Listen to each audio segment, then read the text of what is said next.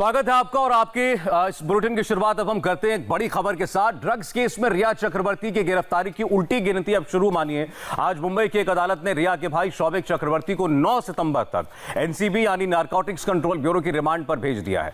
सुशांत के केस में drugs angle की जांच कर रही एनसीबी ने शौविक चक्रवर्ती और सैमुअल इरांडा को कल गिरफ्तार किया था और आज एनसीबी ने शौविक की रिमांड के लिए कोर्ट में जो ग्राउंड्स पेश किए उसकी एक एक डिटेल इस वक्त हमारे पास है। ये वो 4 पन्ने हैं इस कॉपी में आप देख रहे हैं, वो सारी दलीलें जो एनसीबी ने आज अदालत में लिखी थी। मैं आपको इसकी एक एक डिटेल सुनाता हूं कि आखिर इस कॉपी में क्या लिखा है, एनसीबी ने किस आधार पर शौविक चक्रवर्ती की रिमांड मांगी और इसमें रिया का जिक्र किस सिलसिले में किया गया है।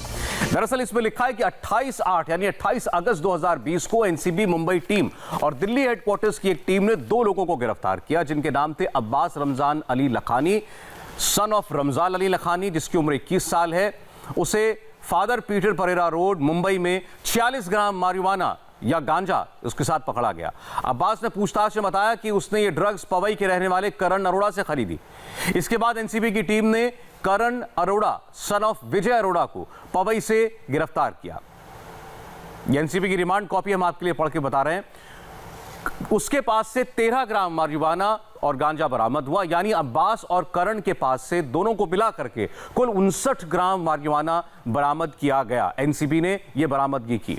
अब अब्बास और करण से जो पूछताछ हुई उससे खुलासे के बाद जैद विलात्रा के घर पर एनसीबी ने छापा मारा। जैद के घर से 9,55,750 रुपए, 2,081 अमेरिकन डॉलर, 180 ब्रिटिश पाउंड और 15 दिरहम बरामद हुए। जैद को पूछताछ के लिए एनसीबी के दफ्तर लाया गया जहां उसने यह बताया कि उसने मारिजुआना और बड साइकोट्रोपिक सब्सटेंसेस कई लोगों को बेचे हैं और ये जो पैसे उसके पास से बरामद किए गए ये उसी के हैं। जैद ने अपनी पूछताछ में कई लोगों के नाम बताए और जैद से पूछताछ के बाद उसे भी गिरफ्तार कर लिया गया। कोर्ट ने उसे 7 दिन की एनसीबी की रिमांड पर भेज दिया है। जैद ने अपने बयान में अब्दुल बासित का नाम लिया। देखिए एक से दूसरी कड़ी कैसे जुड़ रही है। अब अब्दुल बासित का नाम लिया गया है। अब्दुल बासित को जैद ने खुद मारिजुआना सप्लाई किया था। इसके बाद अब्दुल बासित से पूछताछ की गई और अब्दुल बासित ने बताया कि वो मारिजुआना खरीदता भी है और बेचता भी है। अब्दुल बासित ने यह कहा कि शौविक चक्रवर्ती के कहने पर उसने जैद विलात्रा और फैजान इब्राहिम से गांजा खरीदा था। तो यहां पर शौविक चक्रवर्ती का नाम साफ साफ आता है। और भी कई मौकों पर अब्दुल बासित ने ड्रग्स खरीदी और वो लगातार शौविक चक्रवर्ती और सैमुअल मिरांडा के कांटेक्ट में था। अब्दुल बासित ड्रग सिंडिकेट का एक एक्टिव मेंबर है। कई हाई प्रोफाइल पर्सनालिटीज और ड्रग डीलर्स से उसकी कांटेक्ट थे। वो कैश में, क्रेडिट कार्ड में और पेमेंट गेटवेज के जरिए पैसों का लेन देन करता था। अब्दुल बासित को 3 सितंबर को गिरफ्तार किया गया। एनसीबी ने अब्दुल बासित को यह मंजूरी दे दी कि वो अपनी गिरफ्तारी के बारे में अपने परिवार वालों को बता सकता है और अब्दुल बासित से हुई पूछताछ के बाद ही शौविक को पूछताछ के लिए समन किया गया। एनसीबी की पूछताछ में शौविक ने जो बयान दिया, शौविक ने जो इकबालनामा दिया, उसके बाद शौविक को भी अरेस्ट कर लिया गया। जो धाराएं लगाई गई हैं वो भी इस रिमांड कॉपी में लिखी हैं। शौविक को एनडीपीएस एक्ट की धारा 8C, 20B, 27A, 28 और 29 के तहत गिरफ्तार किया गया है। अब शौविक से पूछताछ में जब कई और लोगों के नाम सामने आए तो पता चला कि इनके साथ वो ड्रग डीलिंग का काम करता था। शौविक चक्रवर्ती ने इन तमाम लोगों के नाम लिए हैं जिनके साथ वो कांटेक्ट में था ड्रग्स के सिलसिले में। इसलिए एनसीबी नीचे लिखी गई वजहों के लिए शौविक का रिमांड लेना चाहती है। शौविक को उन लोगों जैद, अब्दुल के साथ आमने सामने बैठाकर पूछताछ करनी है जिन्हें कोर्ट ने 9 सितंबर तक एनसीबी की रिमांड में भेजा है। दूसरा पॉइंट, शौविक से पूछताछ में एनसीबी उन सभी ड्रग नेटवर्क्स का पता लगाना चाहती है जो नारकोटिक ड्रग्स की खरीद फरोख्त में शामिल है। आप सोचिए कि एक शौविक चक्रवर्ती के पकड़े जाने से और उस तक पहुंचने में जिन लोगों की कड़ियां मिली हैं उनके बयानों से एक बड़े ड्रग सिंडिकेट का खुलासा करना चाहती है एनसीबी। शौविक का दीपेश सावंत और रिया चक्रवर्ती से भी आमना सामना करवाना है। बहुत अहम बात है कि शौविक को दीपेश सावंत और रिया चक्रवर्ती से भी आमना सामना करवाना है। आपराधिक साजिश में इन लोगों का भी खास रोल है। इन पर भी कई अपराधों को उकसाने का आरोप है। रिया चक्रवर्ती के नामों के साथ ये सारे आरोप लगाए जा रहे हैं कि कई अपराधों को उकसाने का आरोप है, साजिश में शामिल होने का आरोप है और इसमें रिया चक्रवर्ती का नाम एनसीबी साफ साफ इस रिमांड कॉपी में ले रही है। चौथा पॉइंट, ड्रग खरीद की सारी फाइनेंशियल ट्रेल की भी पुष्टि की जानी है। ड्रग्स किससे खरीदी गई, उसने किससे खरीदी और ये चेन ओरिजिनेट कहां पर होती है, ये एनसीबी जानना चाहती है। पांचवा पॉइंट, इन लोगों की call detail records, WhatsApp chats और शुरुआती पूछताछ में कई लोगों के नाम सामने आए हैं जो ड्रग ट्रैफिकिंग में पूरी तरीके से शामिल हैं और ट्रैफिक और पब्लिक सेफ्टी और पब्लिक हेल्थ के लिए बड़ा खतरा है। ऐसे में इन लोगों के बारे में जानने के लिए भी शौविक की रिमांड जरूरी है। छठा पॉइंट जो एनसीबी ने अपनी इस अर्जी में दिया है वो है कि कॉल डिटेल रिकॉर्ड में जिन लोगों के नाम आए उनमें से कई लोग अब भी फरार हैं, उन्हें भी पकड़ा जाना है। सातवां पॉइंट, ड्रग की खरीद फरोख्त में आरोपी credit card, cash, payment gateways का इस्तेमाल करता था। इसमें पूछताछ के लिए आरोपी की रिमांड जरूरी है। इसमें ड्रग रैकेट में शामिल मेन प्लेयर्स के खुलासे में मदद मिलेगी। अगर एनसीबी को आरोपी की कस्टडी नहीं मिली तो जांच पर असर पड़ेगा। अब जहां तक ये कार्ड्स का सवाल है, इलेक्ट्रॉनिक पेमेंट्स का सवाल है, तो अब तक ये बात सामने आ चुकी है कि रिया चक्रवर्ती के क्रेडिट कार्ड्स का इस्तेमाल होता था ड्रग्स खरीदने के लिए और ये इलेक्ट्रॉनिक पेमेंट्स जो हुई हैं ये अपने आप में एक बहुत बड़ा सबूत बनी है शौविक और रिया चक्रवर्ती के खिलाफ। एनसीबी सुशांत सिंह राजपूत केस में ड्रग एंगल की जांच कर रही है, इसलिए जरूरी है कि इस केस की गहराई से जांच की जाए जिससे मुंबई और खासकर बॉलीवुड में पैठ जमा चुके ड्रग के गढ़ को खत्म किया जा सके। इस केस की जांच अभी शुरुआती स्टेज में है। पूछताछ में आरोपी ने जो खुलासे किए हैं उनकी पुष्टि की जानी है। उसने जिन ज्ञात अज्ञात लोगों के नाम लिए हैं उनको गिरफ्तार किया जाना है। इसलिए एनसीबी कोर्ट से यह अपील करती है कि आरोपी को 5 दिन यानी कि 10 सितंबर तक की रिमांड पर भेज दिया जाए। और नीचे साइन किया हुआ है कि किरण बाबू, इंटेलिजेंस ऑफिसर, एनसीबी मुंबई। आपने इस आखिरी पैराग्राफ में गौर किया होगा, इसमें बॉलीवुड का जिक्र है। यानी एनसीबी ये कह रही है कि जांच अभी शुरुआती स्टेज में है, हमें इन लोगों के जरिए बॉलीवुड में यानी कि फिल्म इंडस्ट्री के अंदर फैले इस ड्रग नेटवर्क को उजागर करना है और इससे और कौन कौन लोग इससे जुड़े हुए हैं उन सब की तफ्तीश करनी है। सुशांत केस में ड्रग्स एंगल की जांच करने के लिए एनसीबी की जो टीम दिल्ली से मुंबई गई, उस टीम के एक अहम सदस्य हैं एनसीबी के डिप्टी डायरेक्टर केपीएस मल्होत्रा। इस केस को लेकर उनसे बात की मुंबई में इंडिया टीवी के संवाददाता जेपी सिंह ने। केपीएस मल्होत्रा के मुताबिक इस ड्रग रैकेट की जड़ें बहुत गहरी हैं। गिरफ्तार किए गए लोगों में कुछ ऐसे भी हैं जो बॉलीवुड से जुड़े लोगों को भी ड्रग्स की सप्लाई करते हैं। केपीएस मल्होत्रा ने कहा कि एनसीबी इस केस में स्टेप बाय स्टेप आगे बढ़ रही है, जिसके भी खिलाफ सबूत मिल रहे हैं उन्हें गिरफ्तार किया जा रहा है। रिया चक्रवर्ती भी जल्द ही जांच के घेरे में होंगी। केपीएस मल्होत्रा से इंडिया टीवी के ब्यूरो चीफ जयप्रकाश सिंह ने खास बात की।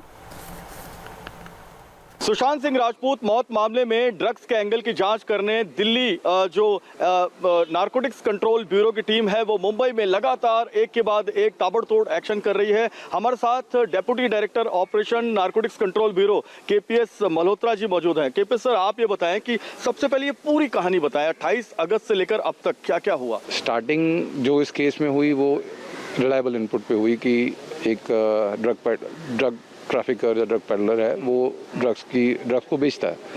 तो उसी बेसिस पे हमने पहला ट्रैप केस किया, हमने सीजर किया। सीजर के बाद उसके इंटेरोगेशन में पता लगा कि वो किससे लेता है, तो हम उस तरफ चल पड़े। That is the backward linkages को एक्सप्लोर किया गया।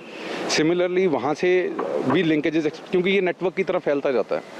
ये क्राइम खुद ही एक नेटवर्क क्राइम है। नेटवर्क क्राइम का मतलब ये है कि अगर कोई किसी से लिंक्ड है तभी आपका एक्सचेंज ड्रग का होगा।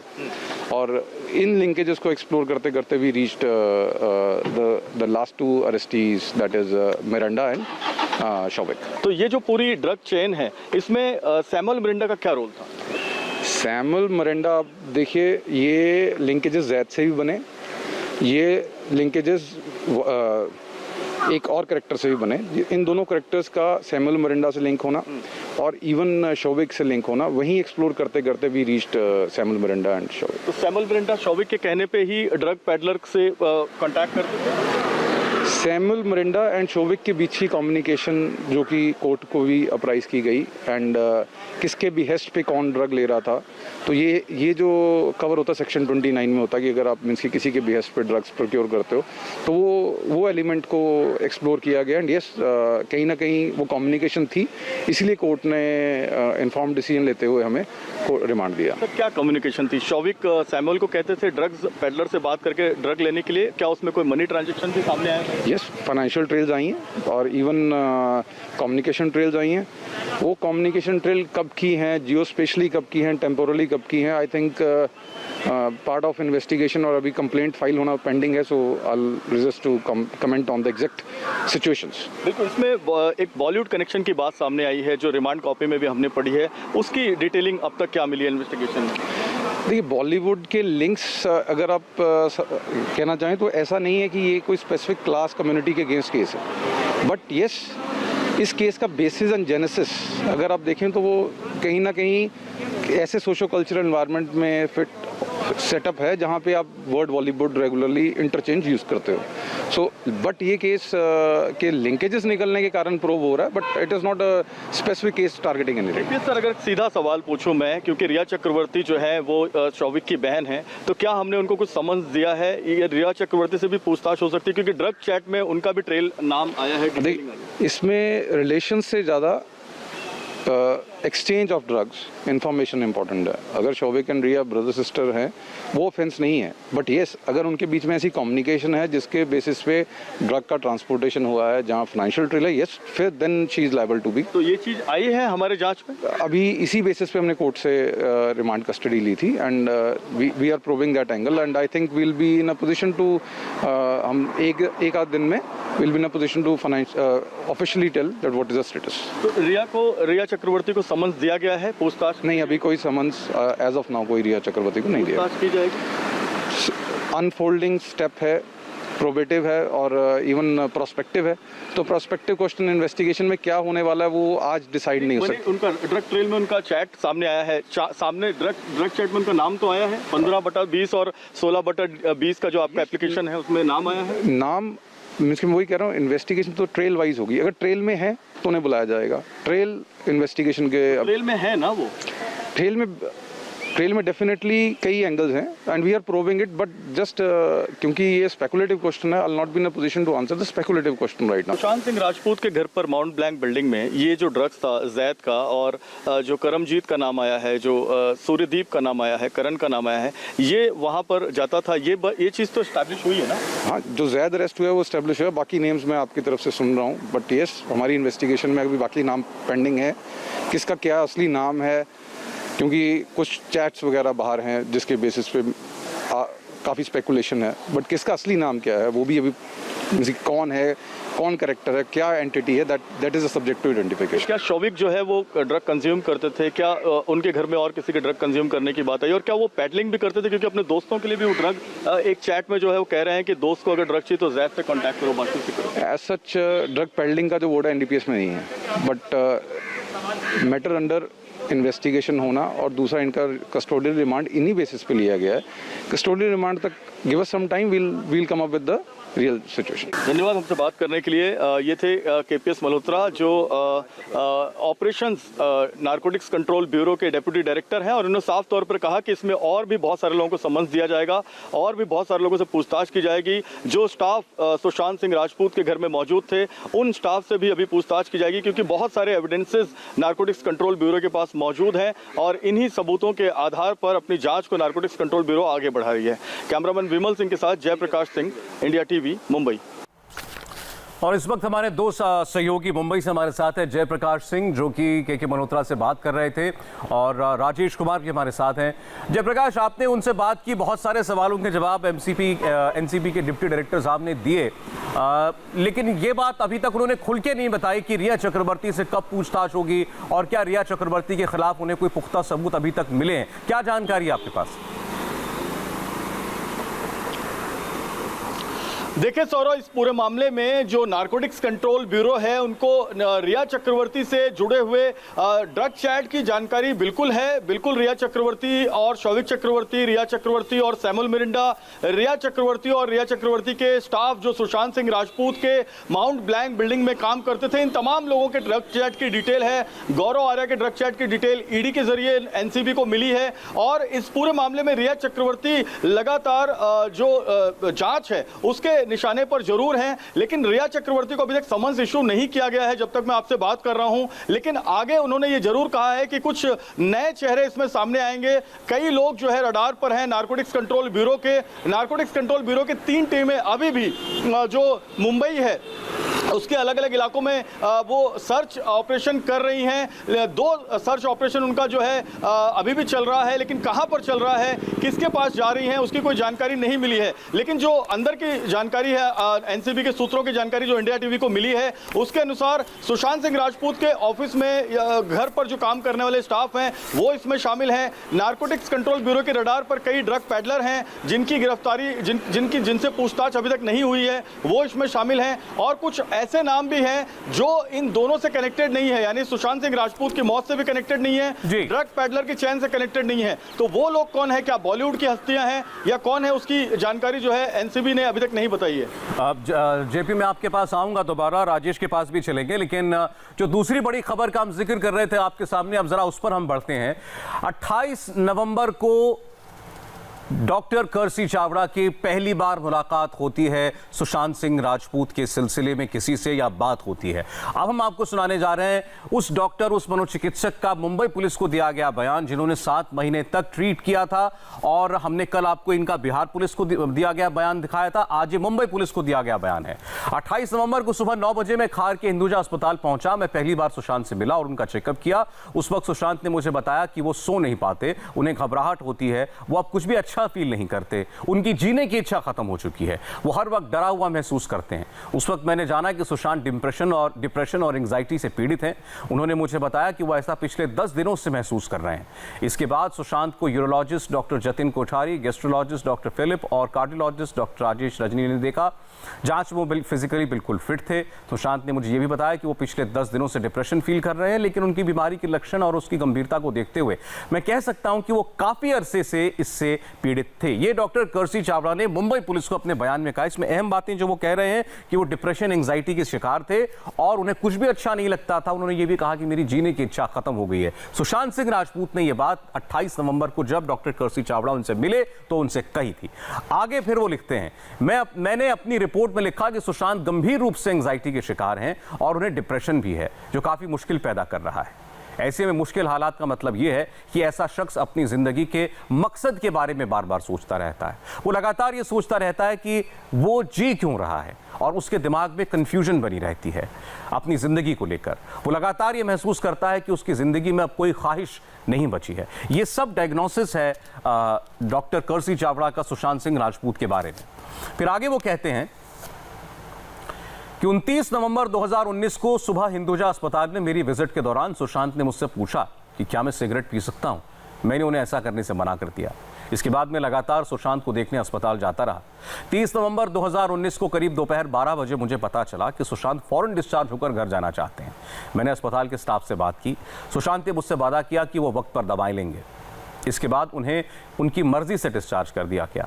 जिस वक्त उन्हें डिस्चार्ज किया गया, उनके साथ उनकी गर्लफ्रेंड रिया चक्रवर्ती भी मौजूद थी। तो नवंबर महीने में उनकी जो भी बात हुई वो डॉक्टर कर्सी चावड़ा ने बता दी।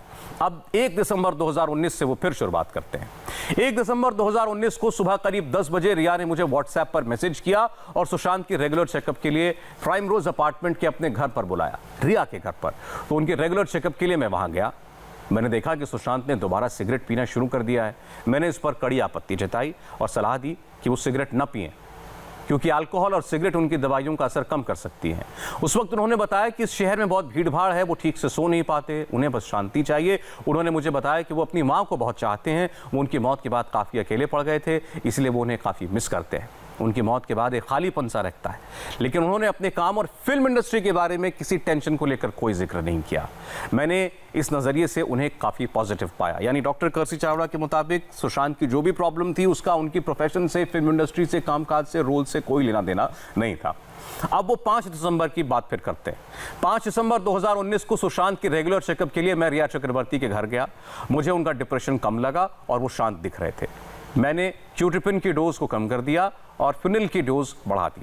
20 दिसंबर 2019 को सुबह करीब 10 बजे रिया ने सुशांत के रेगुलर चेकअप के लिए व्हाट्सएप पर मैसेज किया और नए घर बांद्रा वेस्ट के जॉगर्स पार्क के माउंट ब्लैंक सोसाइटी के फ्लैट नंबर 601 में बुलाया।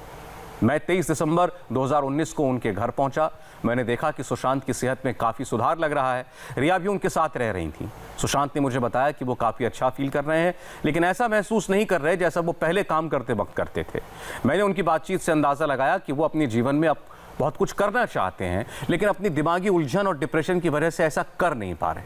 उस वक्त मैंने सुशांत को भरोसा दिलाया कि वो मेडिकल ट्रीटमेंट के बाद बिल्कुल वैसा ही फील करेंगे।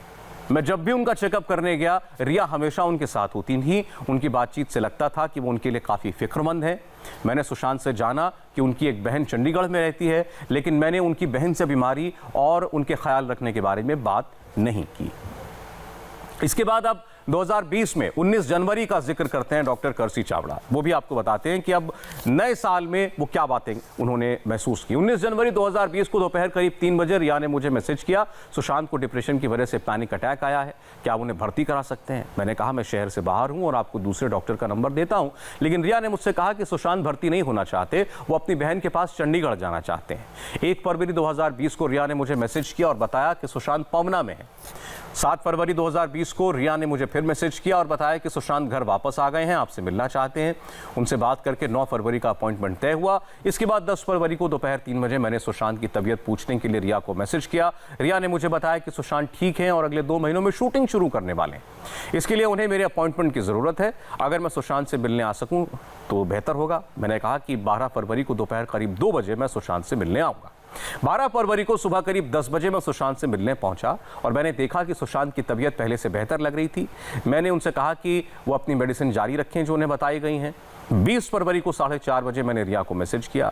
रिया ने बताया सुशांत ठीक है, लेकिन पिछले 14 दिनों से मेडिसिन नहीं ले रहे हैं। मैंने जब पूछा कि वो ऐसा क्यों कर रहे हैं, जब मैंने कहा था कि ऐसा नहीं करना है, इससे बीमारी वापस बढ़ जाएगी और उसके गंभीर परिणाम सामने आ सकते हैं, इसलिए उन्हें अभी 8-9 महीने और दवा लेनी होगी, लेकिन उन्होंने इस बात का कोई रिप्लाई नहीं किया। देखिए, तो अब ये बात सामने आ गई कि उन्होंने फरवरी महीने में दवाई लेनी छोड़ दी थी। अब डॉक्टर कर्सी चावड़ा मार्च की बात करते हैं। 6 मार्च 2020 को रिया ने मुझे व्हाट्सएप पर मैसेज किया कि सुशांत फिर से डिप्रेशन महसूस कर रहे हैं, उनका मूड काफ़ी लो है और वो मुंबई से कहीं दूर जाना चाहते हैं। इस पर मैंने कहा कि ये कोई नई बात नहीं है, वो डॉक्टर की बात नहीं मानते। रिया ने मुझसे दोबारा मेडिसिन शुरू करने के बारे में पूछा तो मैंने उन्हें मैसेज करके नई दवाओं का प्रिस्क्रिप्शन भेज दिया। मेरी जानकारी के मुताबिक 23 मार्च से कोरोना महामारी की वजह से पूरे देश में लॉकडाउन लागू हो चुका था। मैं अपने मरीजों को इलेक्ट्रॉनिक माध्यम से उनकी काउंसलिंग और इलाज कर रहा था। 8 जून 2020 को रिया ने मुझे मैसेज किया और बताया कि सुशांत को डिप्रेशन है। उन्होंने दवाई के बारे में पूछा, मैंने व्हाट्सएप पर प्रिस्क्रिप्शन भेजा, लेकिन क्योंकि सुशांत मुझसे बात करना चाहते थे, मैंने सुशांत से वीडियो कॉल के जरिए बात की। मैंने उनसे पूछा कि कहने के बाद भी आप दवाई क्यों नहीं ले रहे? वो बस हंसते रहे, लेकिन कुछ कहा नहीं। तब मैंने उन्हें रोजाना दवाई लेने को कहा। ये देखिए, 8 जून का जिक्र भी वो करते हैं जिस दिन रिया जो हैं वो घर छोड़ करके गई हैं, और उस दिन वो कह रहे हैं कि रिया से बात हुई है और सुशांत सिंह राजपूत से भी उनकी बात हुई है। इसके बाद डॉक्टर कर्सी चावड़ा कहते हैं, मैंने रिया से भी कहा कि वो ध्यान रखें कि सुशांत वक्त पर दवाई ले रहे हैं या नहीं। रिया ने कहा कि सुशांत मेरी बात नहीं मानते, मैं क्या कर सकती हूँ। मेरी फीस का पेमेंट करने के बाद रिया ने बताया कि वो घर छोड़कर जा रही हैं। सुशांत की बहन आने वाली है, अब वही उनकी देखभाल के बारे में फैसला करेंगी। 14 जून 2020 की दोपहर में मुझे टीवी न्यूज़ से पता चला कि सुशांत ने अपने घर में खुदकुशी कर ली है। तो इसमें एक नई बात सामने आई और ये बहुत महत्वपूर्ण बात है कि 8 जून को रिया ने व्हाट्सएप पर मैसेज करके सुशांत के बारे में डॉक्टर कर्सी चावड़ा को ये बताया कि वो फिर से डिप्रेशन महसूस कर रहे हैं। इस पर डॉक्टर कर्सी चावड़ा ने वीडियो कॉल पर सुशांत सिंह से बात की और ये भी उनसे कहा कि वो दवाई क्यों नहीं ले रहे, उनको दवाई लेनी चाहिए। इसके बाद रिया ने बताया कि वो घर छोड़कर जा रही हैं, सुशांत उनकी बात नहीं मानते हैं और सुशांत की बहन आ गई हैं और वही उनका आप ख्याल रखेंगे। राजेश, ये बिल्कुल नई बात सामने आई है। रिया चक्रवर्ती जिस दिन घर छोड़कर गई उस दिन अपने मनोचिकित्सक से सुशांत सिंह राजपूत ने बात की थी, लेकिन यह साफ नहीं है कि उस दिन डॉक्टर कर्सी ने जो दवाएं सुशांत को लेने को कहा था वो उसके बाद वो दवाएं ले रहे थे या नहीं ले रहे थे। बिल्कुल, देखिए, कई सारी चीज़ें जो हैं वो कर्सी चावड़ा के मुंबई पुलिस को दिए गए बयान से साफ होती हैं। सबसे बड़ी बात है कि 3-4 डॉक्टर्स का घालमेल है। उस दिन सूजन वॉकर का भी अपॉइंटमेंट लिया गया था, कर्सी चावड़ा से भी बात हुई है। आखिर कौन से डॉक्टर का अपॉइंटमेंट लेना है, क्योंकि सूजन वॉकर भी खुद को साइकियाट्रिस्ट कहती हैं, तो कर्सी चावड़ा भी खुद को साइकियाट्रिस्ट करते, तो एक साथ इतने डॉक्टरों से सलाह लिया जा रहा है, उनसे दवाई ली जा रही है, कौन सी दवाई किसकी दवाई लेनी है, ये पूरा घालमेल है। इसको साफ CBI ही करेगी जब पूछताछ सारे डॉक्टरों से होगी। साथ ही आपको बता दूं कि 8 जून की जो जिक्र कर्सी चावड़ा कर रहे हैं उसमें जो लहजा है रिया चक्रवर्ती का बात करने का, वो साफ कह लग रहा है कि वो सुशांत से किसी न किसी बात पर झगड़ा करके निकल रही हैं, क्योंकि वो साफ कर रहे हैं कि फी के बारे में मैं कुछ नहीं जानती, आप उनके बहन से बात कीजिए। इसके पहले लगातार कर्सी चावड़ा ये कहते हुए स्टेटमेंट में नजर आ रहे हैं कि रिया सुशांत का ख्याल रखती थी, ऐसा उनको लग रहा है। लेकिन 8 जून को जो रिया चक्रवर्ती ने अलग अलग वजह बताई है घर छोड़ने के, उससे बिल्कुल अलग है ये बात। जो लहजा है रिया चक्रवर्ती का कर्सी चावड़ा से बात करने का, वो बहुत कुछ कहता है। सौरभ, चलें, बहुत बहुत शुक्रिया फिलहाल राजेश आपका। तो ये भी